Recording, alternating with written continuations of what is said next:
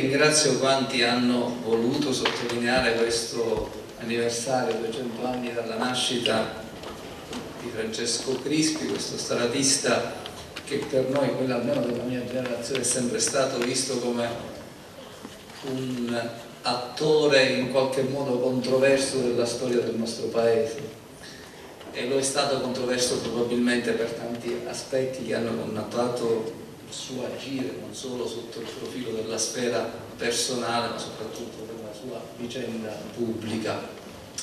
Titolava, credo ieri, il Corriere della Sera, il padre degli immigrati, facendo un po' una sorta di parallelismo nella chiusura di questo articolo a ciò che ha rappresentato, soprattutto per quella sua idea di avventatezza, di colonialismo, un po' una sorta di premonitore di quello che sarebbe accaduto nel Novecento in un passaggio almeno dei primi 50 anni nel famoso ventennio che ci ha attraversati. E non è strano forse che Benito Mussolini fosse pure un suo profondo estimatore. La sfera poi personale racconta di un personaggio indulgente all'ira, molto collerico, era un ombroso, si dice. Entrando qui la professoressa Attanasio, che ho avuto l'avventura di conoscere, racconta un passaggio.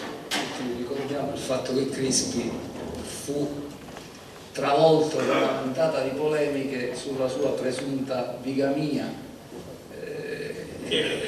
che era reale, diceva la professoressa Attanasio, perché ci sono le carte, ci sono i documenti. Lui si difese dicendo: no, la mia prima relazione non era stata ufficializzata, non era stata formalizzata.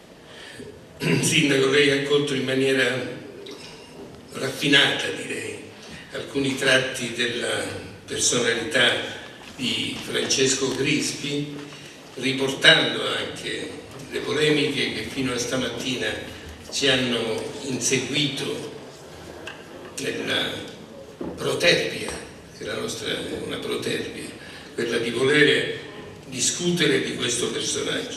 Sappiamo benissimo che la vita di Crispi e le decisioni di Crispi non sono state tutte rose e fiori, però una cosa è certa: il giudizio su Crispi è stato fino a questo momento ideologico. Noi abbiamo tentato di uscire fuori dall'ideologia, di valutare questo signore per quello che ha fatto, per quello che era, di dare un giudizio storico sereno, non ingabbiato. Crispi non è stato solo il macellaio del popolo siciliano per la repressione dei fasci siciliani, come è stato scritto anche nei giorni scorsi da alcuni giornali, e non è stato il precursore di Mussolini.